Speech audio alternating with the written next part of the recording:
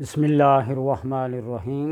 الصلاۃ والسلام علیک یا رسول اللہ وعلی آلک و صحابک یا حبیب اللہ، اللہم صلی علی محمد و آل محمد۔ آج کی اس مجلس میں خوابوں کی تعبیر کا یہ سلسلہ لوہے کے بارے میں آہن۔ یہ ابن سیرین رحمۃ اللہ تعالیٰ فرماتے ہیں کہ معمولی آہن لوہے کا دیکھنا خادم ہے، یعنی کو خدمتگار ملے گا، ورنہ بقدر آہن دنیا کا مال و منال، دنیاوی منفعت کا کار خیر میں حصہ ہوگا۔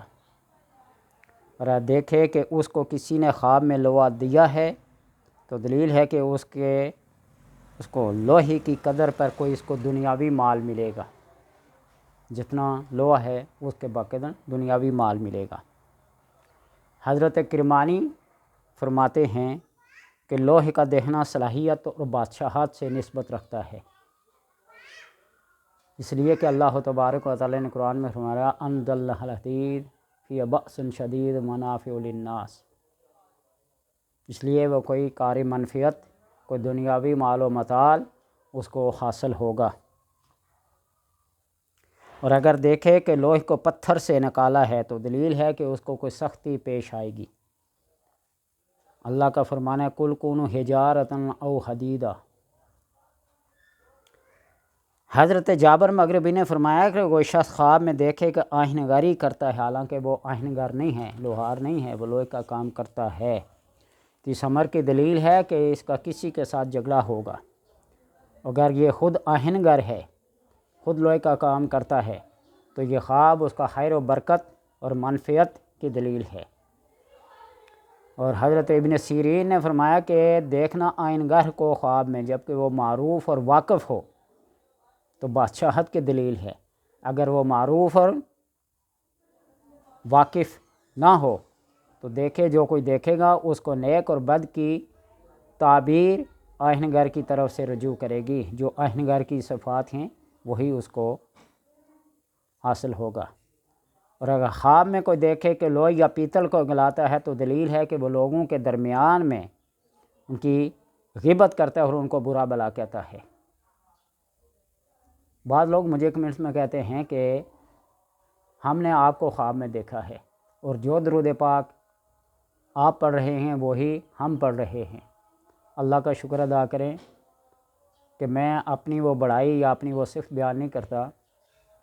میرے بڑے بڑے وظائف میں سے دو ہی وظیفے بڑے ہیں، سورہ اخلاص کو 200 بار پڑھنا دن بھر میں، روٹین کے ساتھ، پابندی کے ساتھ۔ باقی ہر دیکھنے والے کو، ہر چرند پرند درند زی روح کو دیکھ کر، شجر و حجر کو دیکھ کر سورہ اخلاص 3 بار پڑھ کر ان کی ارواح کو ثواب پہنچا دیا کرتا ہوں، چاہے وہ درخت ہو، چاہے وہ حجر ہو، چاہے وہ شجر ہو، چاہے وہ چرند پرند درند انسان جس سے بھی تعلق رکھتا ہو۔ یہ میرا سورہ اخلاص کا بہت عرصے سے کیا ہے، معمول ہے۔